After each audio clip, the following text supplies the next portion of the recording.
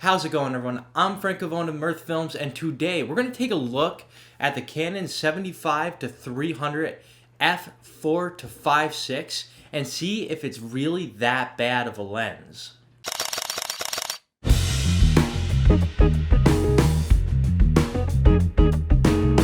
So my reason for doing this video is that I recently broke my 70 to 200 f2.8 at a concert. So now the only backup I have is this 75 to 300 lens. And I shoot concerts probably like 4 or 5 times a week. In this between time, I'm using this lens. And while this may be a basic beginner's lens, there is some good results that you can get out of it as long as you know what you're doing with the lens. Just to start off with the price, right now the lens is currently going for about $200 brand new on Canon's website, B&H, wherever you want to get it.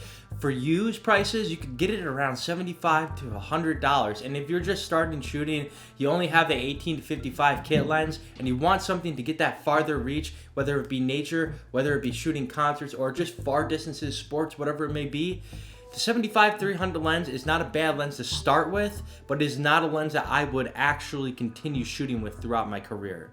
Just to go over some basic specs, like I said, this aperture ranges from f4 to 5.6. It is variable. It is f4 at the 75mm length, and it extends all the way out to 5.6 once you reach 300 millimeters. That kind of stinks, because if you're in a low light situation, like you're at a concert, you have a camera you can't crank the ISO with, you might end up with some grainy photos, and you have less light to work with, so that is a drawback. This lens also has a 4.9 foot minimum focus distance length. With the lens closed, the lens measures to about 4.8 inches and then extends up to about 3 more inches once you're fully extended with that lens. This lens also can shoot in autofocus and manual focus. Before we go over the pros and cons with this lens, we're going to take a look at some of the shots that I was able to get. Now, these aren't raw photos. These are photos that I have edited and actually have submitted to artists that have used them out on their social media feeds, websites, etc. This photo right here was taken at the Palace Theater of a band called Get the Lead Out, a Led Zeppelin cover band. This is probably the sharpest image that I was able to capture with this lens, especially that night. Okay, this next one is a little different, also taken at the Palace Theater in Albany, New York, of singer-songwriter Steve Pulse. This is a double exposure photo I took from both sides of the stage just to get different perspectives in one image, something you can do right in Canon bodies. And I would say my only real gripe with this photo is that you can see some noise in the upper right of the picture. Another one of the great Steve Pulse. This is a vertical shot that I took probably from about 75 to 100 feet away from the stage. I just wanted to see what other types of shots I can get with this lens instead of just your tight standard portrait shots. Another double exposure of the Wood Brothers. This also at the Palace Theater. Number one gripe again with this photo, not too sharp. No image stabilization. You know, this is at 300 millimeters. This is all the way zoomed out. I would have to be at like 1/600th, 1/1000th if I really wanted the sharpest image with this lens. Now it's time to go over some of the pros and cons that come along with owning this lens. First pro, this goes to 300 millimeters in length. Why is that great? Well, your standard 70 to 200 lens only goes to 200, so you get an extra 100 millimeters of reach. And when you're shooting concerts where you're far back, you're not in the photo pit, and let's say you're shooting from the soundboard, you're gonna have a 100 millimeter advantage over your next photographer if they're only shooting with a 70 to 200 lens. This is also great when it comes to even bird photography. It is also very light and compact. I don't know the exact weight of this lens, but this is way lighter than my 70 to 200. I think the biggest downside with the 75 to 300 lens is the fact that it is not that sharp. When you're shooting portraits, you want those photos tack sharp right on their eyes, and it's not that I was finding myself missing focus. It was just the fact that the lens quality is not that great, where if I were to shoot a 70 to 200 lens, I could zoom in, pixel peep, everything would be nice and tack sharp, where this, it just, you know, you're dealing with a $200 lens compared to, you know, some 70-200 lenses cost up to $2,000. So, you know, you pay for what you get.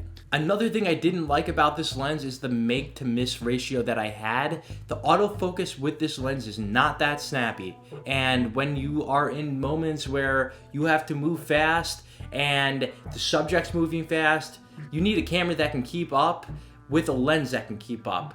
And I personally didn't think this lens kept up the way it should have. I actually found myself shooting in manual focus more than I shot in autofocus when it came to getting those results that I needed at those big concerts. And my third gripe with this is that there is no image stabilization. So if you have no image stabilization in your actual camera body, you know, you're either gonna have to shoot at a shutter speed that is at least 1/250th or above, or you're gonna start to notice some shake. Who is this lens for?